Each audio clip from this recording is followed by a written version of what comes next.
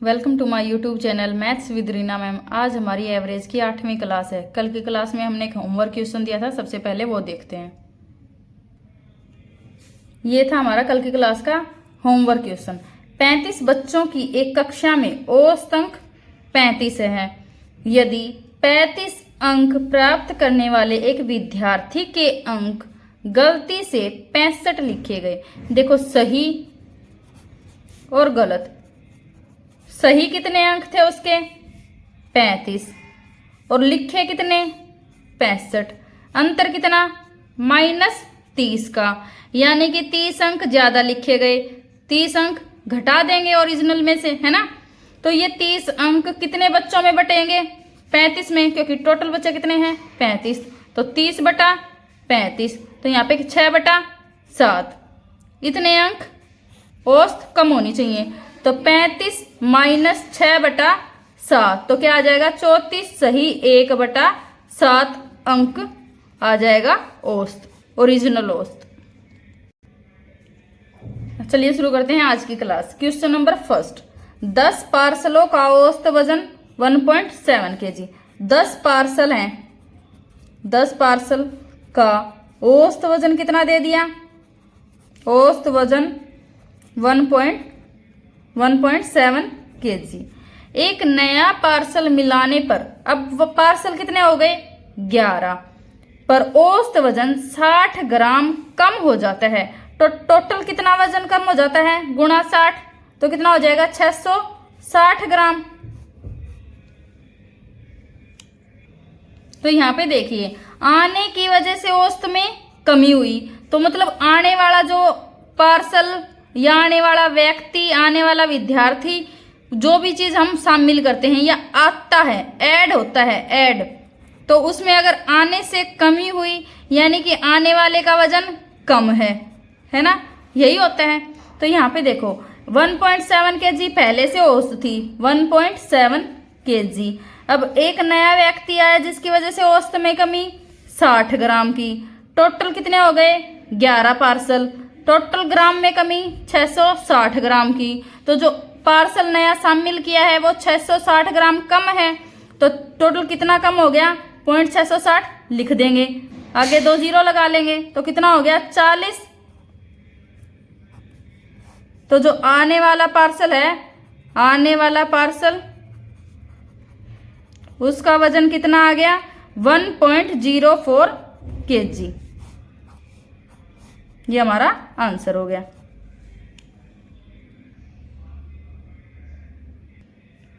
Question number 2। 60 विद्यार्थियों की एक कक्षा में प्राप्त अंकों का औसत 65। 60 विद्यार्थी हैं टोटल, और औसत कितना दे दिया? 65। उनमें से आधे विद्यार्थियों का औसत, तो इनमें से आधे विद्यार्थी कितने हो जाएंगे? 30। 60 का आधा 30, तो 30 विद्यार्थी का औसत कितना दे दिया? 85। तो बाकी विद्यार्थियों के औसत अंक ज्ञात कीजिए। तो देखो, 30 विद्यार्थियों का औसत अंक कितना दे दिया? 85। इससे कितना ज्यादा? 20 ज्यादा। तो 30 गुणा 20, और बचे कितने विद्यार्थी हैं? 30 यहाँ हो गए, तो बचे भी कितने हैं? 30, तो बटा 30। तो बचे हुए विद्यार्थियों में औसत अंक कितने कम हो जाएंगे? 20। तो 85 पहले से औसत, 65 पहले से औसत दे रखा है, तो नया औसत कितना आ गया? नया औसत 65 - 20 कितना आ गया? 45 अंक। देखो यहाँ पे 60 विद्यार्थी थे, 65 औसत दे दिया। 30 विद्यार्थियों का औसत 85, कितना ज्यादा? 20। तो जो बच गए उनका औसत कम होगा, क्योंकि यहाँ पे ज्यादा है। तो 30 में टोटल कितना ज्यादा? 20। कितने विद्यार्थियों में बटेगा? बचे हुए भी 30 हैं, 30 में बटेगा, तो 20 ज्यादा। 20 यहाँ पे घटा देंगे, तो बचे हुए विद्यार्थियों का औसत कितना है? 45। यही हमारा आंसर हो गया। Question number 3। सोमवार, मंगल, बुध और बृहस्पति का औसत तापमान 60 डिग्री। तो सोमवार प्लस मंगल प्लस बुध प्लस बृहस्पति, औसत कितना दे दिया? 60। तो टोटल कितना हो जाएगा 60 गुणा 4 240। आगे क्या दे दिया, मंगल बुध बृहस्पति और शुक्र, तो मंगल प्लस बुध प्लस बृहस्पति प्लस शुक्र, औसत कितना दे दिया 63। टोटल कितना हो जाएगा 252। तो यहाँ पे देखो, यदि सोमवार और शुक्रवार के तापमान का अनुपात 21:23 है, तो यहाँ पे देखो इसमें से ये घटा देंगे तो मंगलवार से मंगलवार कट गया, बुधवार से बुधवार कट गया, बृहस्पति से बृहस्पति कट गया, तो सोमवार माइनस शुक्रवार कितना आ गया 12 -12। और यहाँ पे देखो अनुपात में अंतर कितना है, सोमवार प्लस सोमवार अनुपात शुक्रवार कितना दे दिया 21:25। तो अनुपात में अंतर कितना -4 का है ना, 21 में से 25 घटाएंगे, यहाँ पे सोमवार से शुक्रवार को घटा रखा है, तो यहाँ पे हम सोमवार से शुक्रवार को घटाएंगे, तो उसमें कितनी कमी -4 की, अंकों में कमी -4 की, तो 1 अनुपात की वैल्यू क्या आ जाएगी, 1 अनुपात की वैल्यू 12/4, माइनस से माइनस कट गया है ना, तो कितनी आ गई 1 अनुपात की वैल्यू 3। तो यहाँ पे अंक किसके पूछे हैं, सोमवार का तापमान, तो सोमवार का तापमान कितना है अनुपात में 21, 3 से गुणा कर देंगे, तो 21 गुणा 3 कितना आ गया 21 या 63 डिग्री सेल्सियस हमारा आ गया सोमवार का तापमान।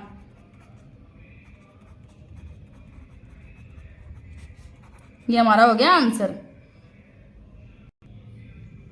क्वेश्चन नंबर 4, 11 सदस्यों की एक क्रिकेट टीम में औसत 23 रन बनाए। 11 सदस्य हैं, 11 सदस्य, औसत रन कितने दे दिए 23। तो यहाँ पे अगर हम बेसिक तरीके से करेंगे, बेसिक मेथड से, तो क्या करेंगे कुल रन निकाल लेंगे, कुल रन, तो 23 गुणा 11, 11 दिया 33, 3 11 दूनी 22 और 3 25, तो टोटल कितने रन आ गए 253। और एक खिलाड़ी ने कितने रन बना दिए, एक खिलाड़ी ने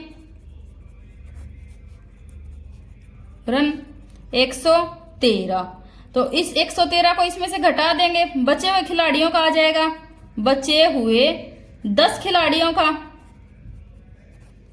कितना आ जाएगा 253 माइनस 113, और अब औसत निकालेंगे तो कितने व्यक्ति हैं 10, तो अब यहाँ पे कितना आ गया 253 माइनस 113 कितना होता है 140/10, तो कितना आ गया यहाँ पे 14 रन।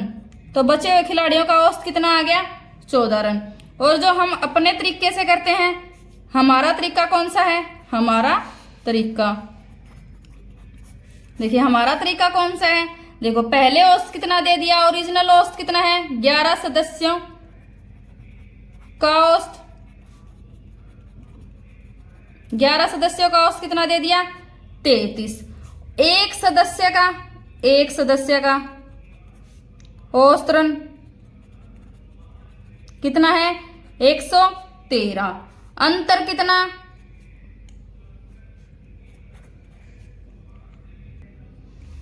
90 का, और 90 का अंतर अब कितने खिलाड़ियों में बटेगा, एक तो ये खुद हो गया, तो कितने खिलाड़ी बचे 10, तो 9 का, और ये 9 का औसत 23 में से घटा देंगे, तो 23 माइनस 9 कितना आ गया 14 रन। तो यहाँ से हमारा टाइम बच गया, यहाँ पे थोड़ी लंबी कैलकुलेशन हो गई, तो हम इस तरीके से कर लेंगे। हमारा तरीका क्या होता है, पहले मान लो ज्यादा खिलाड़ियों का औसत दे दिया, ज्यादा सदस्यों का औसत दे दिया, विद्यार्थियों का दे दिया, वो लिख लेंगे। फिर मान लो कितनों का दिया है, यहाँ पे 1 का दिया है तो 1 का लिख लिया, अंतर देखेंगे, अंतर कितना है 90 का। अब ये 90 के अंतर की वजह से कितने खिलाड़ियों में फर्क पड़ेगा, बचे हुए 10 खिलाड़ियों के औसत में, तो बचे हुए 10 खिलाड़ियों से भाग दे देंगे 10 से, तो कितना आया औसत में अंतर 9 का। अब यहाँ पे ज्यादा रन बनाए हैं, है ना, ज्यादा रन बनाए इसने, तो इस औसत में से बचे हुए खिलाड़ियों का औसत घटा देंगे, तो बचे हुए खिलाड़ियों का औसत आ जाएगा, तो 23 माइनस 9 कितना आ गया 14 रन नया औसत आंसर। क्वेश्चन नंबर 5, मुकेश के पास सुरेश से 2 गुनी पूंजी है। पहले देख लेते हैं यहाँ पे व्यक्ति कुल कितने हैं। तो एक तो हो गया मुकेश, दूसरा कौन है? सुरेश, और तीसरा कौन है? रमेश। तो अब यहाँ पे देखो क्या बोला है, सुरेश के पास रमेश से 50% अधिक धनराशि है। तो रमेश की मान लो 100% है, 100%। तो सुरेश की कितनी है? 50% अधिक, यानी कि 150%। और फिर यहाँ पे क्या बोला है? मुकेश के पास सुरेश से 2 गुनी पूंजी, तो इसकी डबल। तो इसके पास कितनी है? 300%। अनुपात निकाल लेंगे। 50 से काटा 6 पे, 50 से 3 पे, 50 से 2 पे, तो कुल अनुपात कितने आ गए? 6:3:2। अब यहाँ पे देखो, यदि उनके पास औसत धनराशि 110 रुपए, औसत धनराशि 110 है, तो कुल कितनी राशि है? कुल राशि 110 गुणा 3 कितना है? 330 रुपए। और यहाँ पे देखो अनुपात में हमारी सबकी कितनी आ गया? 6:3:2। तो 330/11, क्योंकि टोटल अनुपात को जोड़ देंगे। अब हमसे क्या पूछा है? मुकेश के पास कितनी राशि है? तो मुकेश के पास अनुपात में कितनी राशि है? 6। तो 6 से गुणा कर देंगे, 11×3=33। तो कितनी आ गई? 3×6=18, 180 रुपए। तो मुकेश के पास है 180 रुपए। क्वेश्चन नंबर 6, 1 घंटे की परीक्षा में 60 प्रश्न है, यानी कि 1 घंटे में कितने क्वेश्चन करने हैं? 60 क्वेश्चन करने हैं। ठीक है। यदि रीना 25 मिनट में 24 प्रश्न कर लेती है, यहाँ पे देखो टाइम तो हो गए 25 मिनट, और क्वेश्चन कितने किए? 24। यहाँ पे टाइम अब कितना बचा है? 35 मिनट, क्योंकि 1 घंटे में 60 मिनट होती हैं, तो टाइम तो बचा 35। और क्वेश्चन यहाँ पे कितने बचे? 24 अटेम्प्ट कर लिए, तो कितने बचे? 36। तो शेष क्वेश्चन को करने में 36 क्वेश्चन करने हैं, कितनी मिनट में? 35 मिनट में। तो हर एक शेष प्रश्नों में औसतन कितना समय लगेगा? 36/35 मिनट। ये हमारा आ गया आंसर। ठीक है। क्वेश्चन नंबर 7, 10 छात्रों की औसत राशि 600 रुपए। 10 छात्र, औसत राशि कितनी दे दी? 600 रुपए। आगे क्या बोला? 3 छात्रों की कोई बचत नहीं है। जो 3 छात्र हैं, इनकी कोई भी बचत नहीं है। इनकी बचत कितनी है? 0 रुपए। ठीक है। आगे क्या बोला?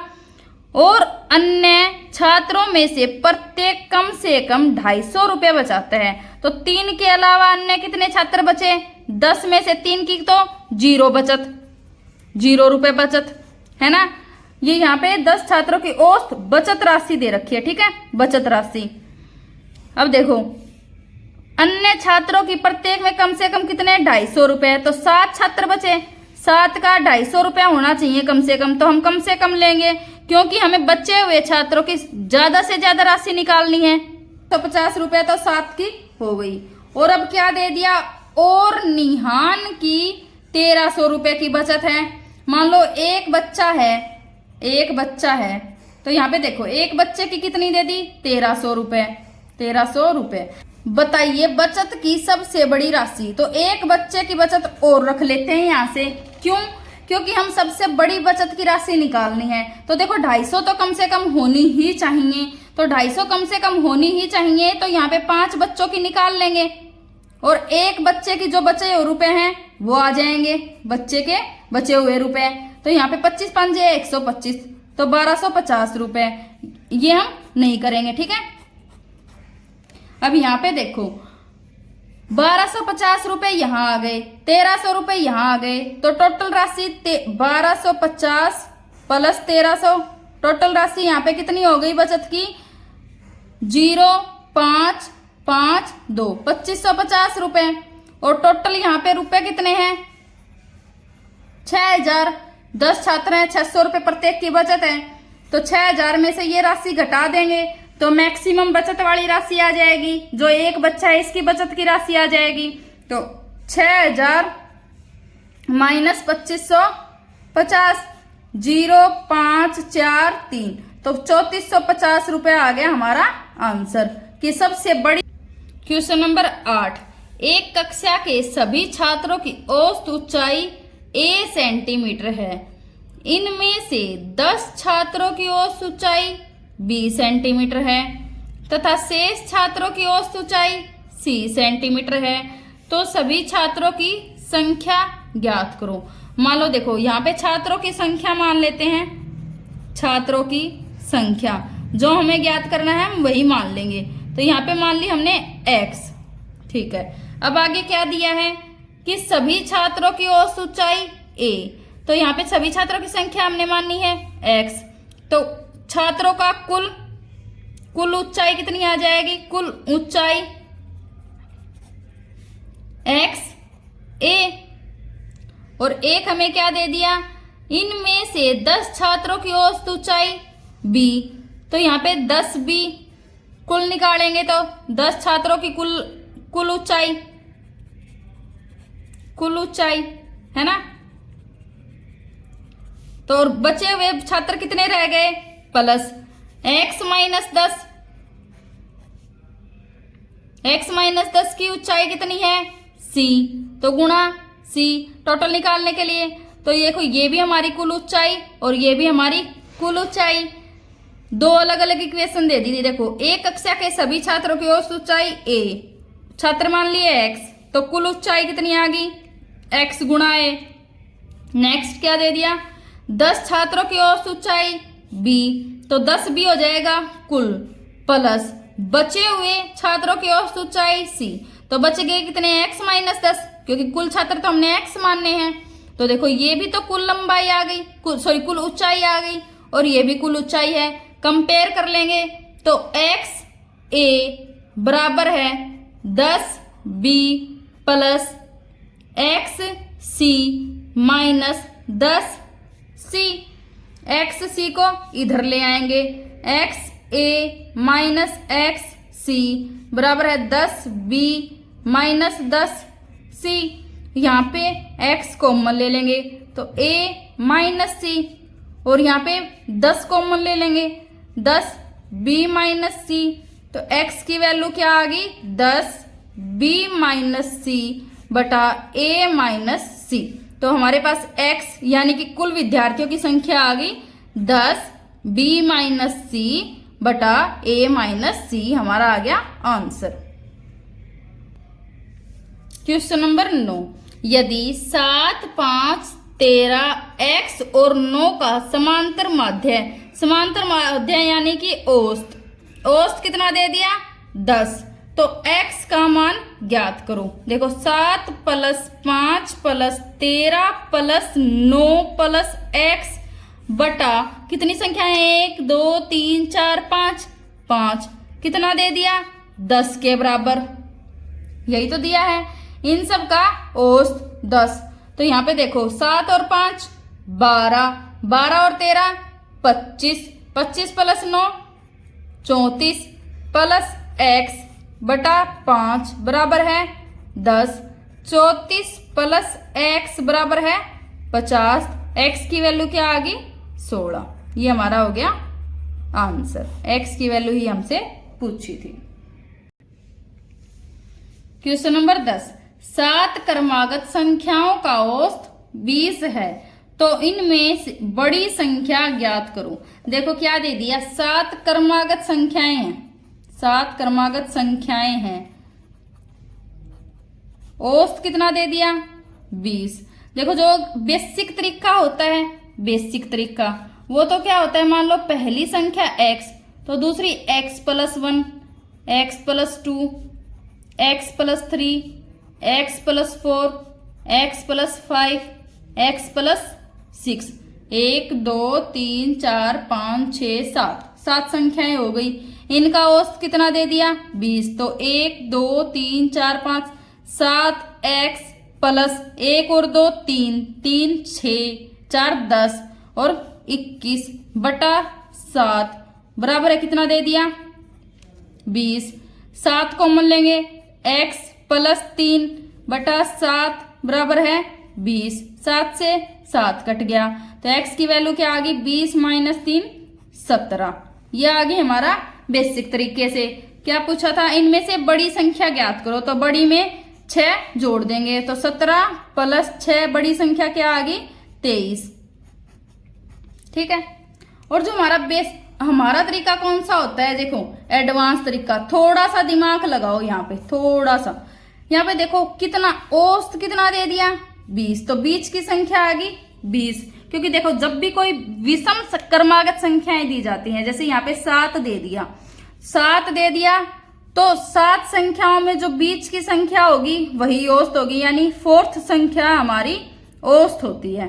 तो उससे बड़ी 21, 22 और 23, इससे छोटी 19, 18 और 17।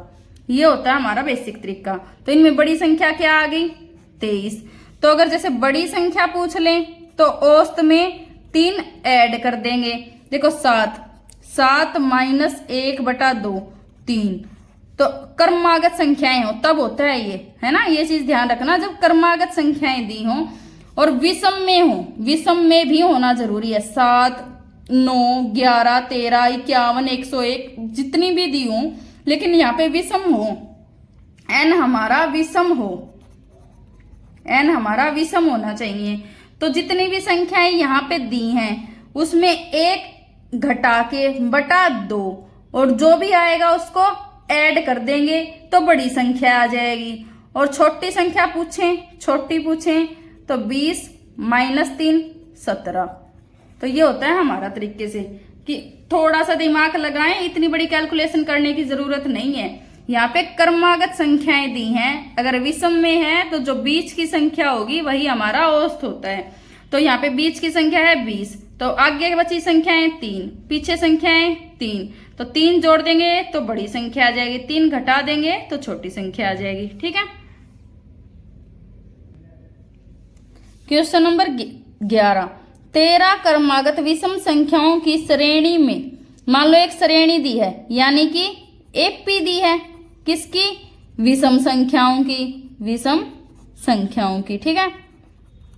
ये भी हम अपने दोनों तरीकों से करेंगे, बेसिक तरीके से भी और अपने तरीके से भी। यहाँ देखो क्या दिया है, 7 विषम संख्याओं का औसत कितना दे दिया 37।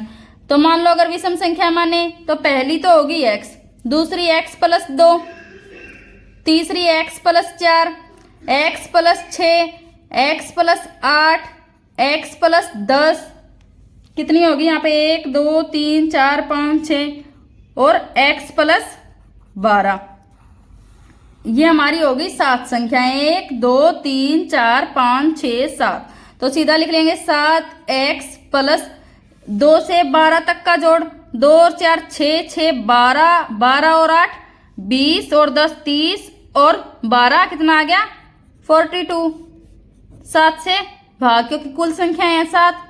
औसत कितना दे दिया 37, तो 37 लिख लेंगे। वही 7 कॉमन लेंगे तो x प्लस 6 बटा 7 बराबर है 37।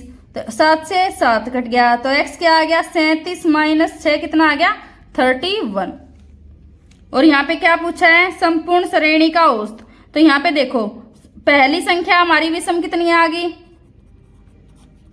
31, d कितना, यानी कि a आ गया हमारा यहाँ पे 31, d कितना है 2 और n कितने हैं, कितनी संख्याएं दे दी 13, तो n आ गया 13। तो वही सेम हमारा क्या करेंगे Sn बटा n हमारा औसत आ जाएगा।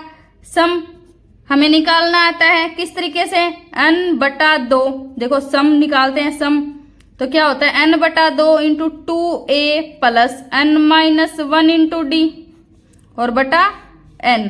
ये हो गया हमारा बेसिक तरीका कि इस तरीके से करेंगे तो हमारे x की वैल्यू यानी कि पहली संख्या आ जाएगी। फिर जितनी संख्याएं दी हैं 13 संख्याएं दी है, Sn निकाल लेंगे और n से भाग दे देंगे तो हमारी औसत आ जाएगी। और जो हम अपने तरीके से करेंगे वो कैसे करेंगे, यहाँ पे देखो वही सेम 7 विषम संख्याएं। पीछे मैंने क्या बताया, अगर क्रमागत विषम n दिया है, n होना चाहिए विषम और क्रमागत श्रेणी होनी चाहिए, क्रमागत श्रेणी। तो यहाँ पे क्रमागत श्रेणी है, तो यहाँ पे देखो 37 हमारी बीच की संख्या, 7 विषम संख्या है, तो फोर्थ संख्या क्या है 37। तो इससे छोटी, यहाँ पे देखो अंतर कितना, क्योंकि विषम संख्याएं हैं, 2 की उसमें बढ़ती हैं, तो यहाँ पे देखो 35, 33 और 31, आगे 39, 41, 43, यही तो हो गई। देखो 3 पहले संख्याएं, 3 बाद में संख्याएं, औसत निकालेंगे तो कितना 37 ही आएगा। तो यहाँ पे क्या करेंगे, 37 में से जो भी हमें औसत दिया है उसमें से सीधा सीधा 7 - 1 यानी कि n-1 अगर विषम संख्याएं या सम संख्याएं दी हों, कोई भी श्रेणी अगर विषम संख्याओं की श्रेणी या सम संख्याओं की श्रेणी दी हो तो n-1 करके जोड़ देंगे तो बड़ी संख्या आ जाएगी, घटा देंगे तो छोटी संख्या आ जाएगी। तो यहाँ पे देखो हमारी a आ गया, यहाँ से भी a आ गया 31। इतनी बड़ी जो ये वाली कैलकुलेशन है ना, थोड़ा इससे बच जाएंगे, वैसे तो करना ही पड़ेगा। a हमारा आ गया यहाँ पे 31, n कितना दे रखा है 13, क्योंकि 13 संख्याएं हैं, और d है 2। SN निकालेंगे तो n/2 13/2 into 2a 62 plus n-1 12 गुणा d 2। सोल्व करेंगे तो हमारा आंसर आ जाएगा। ठीक है, यही हमारा आंसर होगा। इसका आंसर आप खुद निकाल के देखिए और इसका आंसर कमेंट बॉक्स में लिख दीजिए। क्वेश्चन नंबर 12, 15 संख्याओं का औसत 7 है यदि पहली 8 संख्याओं का औसत 6.5 है और 8 संख्याओं का औसत अगली 8 संख्याओं का औसत 8.5 है, तो औसत ज्ञात करें। यहाँ पे औसत नहीं, 8वीं संख्या ज्ञात करो, 8वीं संख्या ज्ञात करो। ये आपके लिए है होमवर्क क्वेश्चन, इसको आप खुद करके देखिए, इसको हम कल की क्लास में करेंगे। अगर आपको आज की क्लास पसंद आई तो लाइक शेयर एंड सब्सक्राइब कीजिए। Thanks for watching.